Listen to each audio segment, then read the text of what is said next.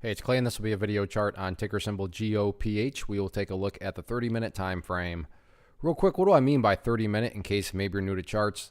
Instead of each one of these candlesticks here representing 1 day's worth of price action, which is what you would normally see, each one represents 30 minutes. So while this here may look like several days worth of time, it's actually just today's price action broken down into 30-minute time slices. I like to do this time frame. I think it's a good job of telling the quote-unquote story of the price, and then makes mapping out levels of support and resistance a bit easier to see.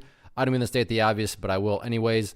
Very nice movement today, not only from a price action perspective, but you look down here at the volume, and by far the biggest volume this chart has had for quite a while. So a lot of eyeballs on this one, so let's map out some levels of support.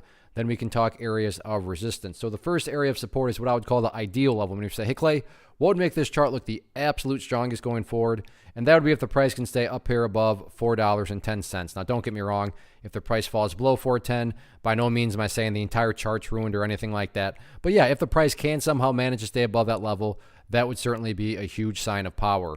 Next level of support after that, down here at the low of today, which sits right about 365. So 410, 365, two of those near-term levels of support.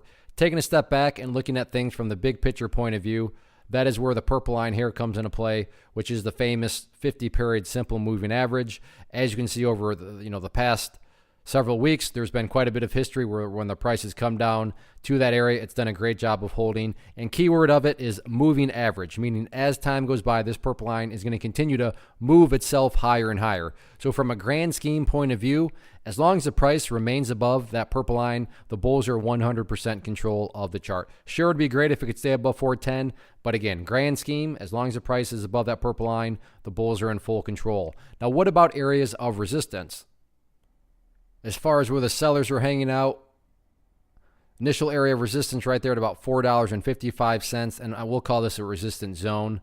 So from $4.55 up to $4.65 seems to be where the sellers are currently hanging out at. But all in all, I mean, resistance levels matter, so I don't want to say that they don't matter, but really they don't matter, because at the end of the day, as long as the price keeps on doing what it's been doing in terms of just putting in higher lows, then everything else will take care of itself, including breaking levels of resistance. So focus on staying above that purple line and building those higher bases, and then just sit back and let the chart do its thing. One of the biggest questions that I get is, hey Clay, how do you find the stocks that you trade? So what I've done is put together a free resource guide where I talk about the tools that I use to locate stocks that I find interesting and think may have potential. So if that sounds like something that could add value to you as a trader, then click on the image that is up on the screen right now and I will email you the guide. The guide itself is very short and to the point, and best part, it's completely free. Thanks for watching the video. Let me know if you have any questions.